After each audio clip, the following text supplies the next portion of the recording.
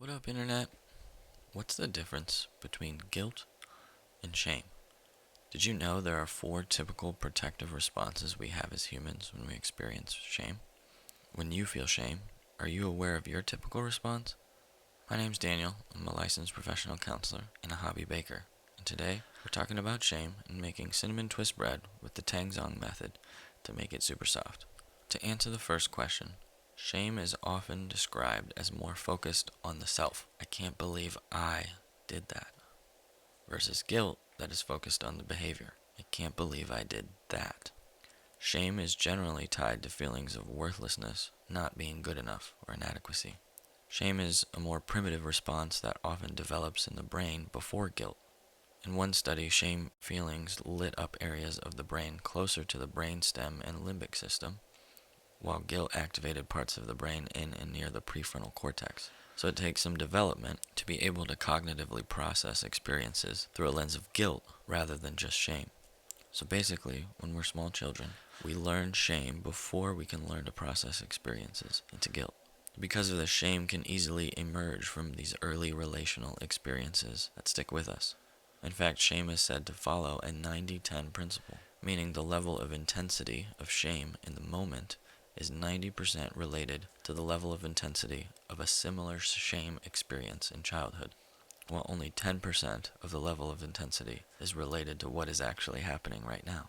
These negative early relational experiences can also affect a person's self-image, while guilt tends to arise more from reflecting on specific actions and their consequences. Referencing back to the video I made on attachment, a negative view of oneself can affect our ability to connect and securely attach to others. To answer the second question, shame is avoided or pushed away because, honestly, it's a very uncomfortable and unpleasant feeling. We have four typical responses to shame messages and feelings. The first is withdrawal.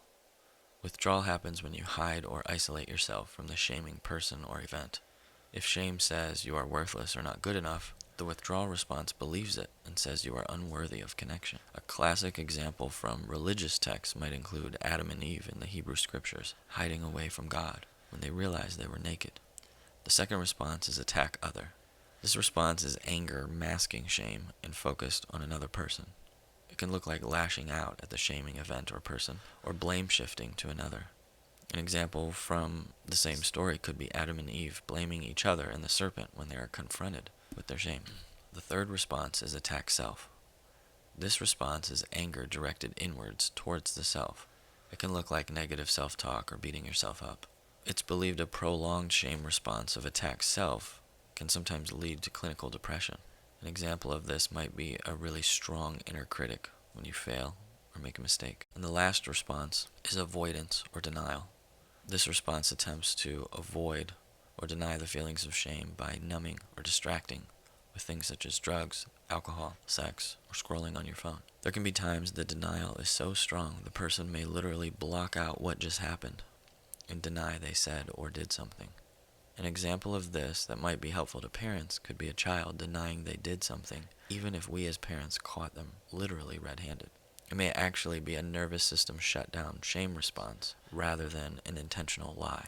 Keeping in mind shame develops before guilt, helping the child work through this shame response and begin to make the connections in their brain to guilt, depending on their age and development, is super important. We as parents can help our children mitigate the intensity of the fear response, depending on how we react and respond. As you can see from the descriptions of these four responses, shame typically disconnects us from others. One thing I wanted to note as well, shame responses are typically found in a freeze response of the nervous system. This is why it's so important to understand your nervous system if you want to also grow in awareness of your shame responses. Check my video on polyvagal theory for a brief review of tracking your nervous system. So, that leads to the question, where do we go from here? How do we heal from shame? Author and researcher Brené Brown recommends, first, finding your tribe. Finding a sense of belonging can help alleviate feelings of shame and enable you to work through these feelings with a trusted other. This will take vulnerability, but vulnerability, when seen as a strength, allows us to be open and invite others into our experience to point out any ways we're responding to shame in an unhealthy way. Brené Brown noted her surprise in her research that the opposite of belonging was not being left out or an outcast, but the feelings associated with trying to fit in. We need to find a person or people that we don't have to put on the mask, but rather where we can be ourselves and feel like we belong and are accepted. Self-compassion and being kind to yourself can work against shame, especially when you can understand your inherent value and worth as a human being, that you are not worthless or inadequate, and learning you are loved and accepted. The last antidote to shame that I want to talk about may be developing a sense of curiosity. Brett Lyon and Sheila Rubin note processing experiences with low curiosity and high rigidity are indicators that shame is present. Curiosity often emerges when we can unbind the shame from fear and creativity. When shame is tied to fear and tied to any sense of creativity, we end up stuck. So this curiosity, again, is what emerges as the sign we are coming out of that freeze response. It also helps us be interested in what's going on around us for other people. This curiosity in others can help increase our ability to have empathy and begin to rebuild or fortify this connection with others that shame fractured. So, what is your typical response to shame?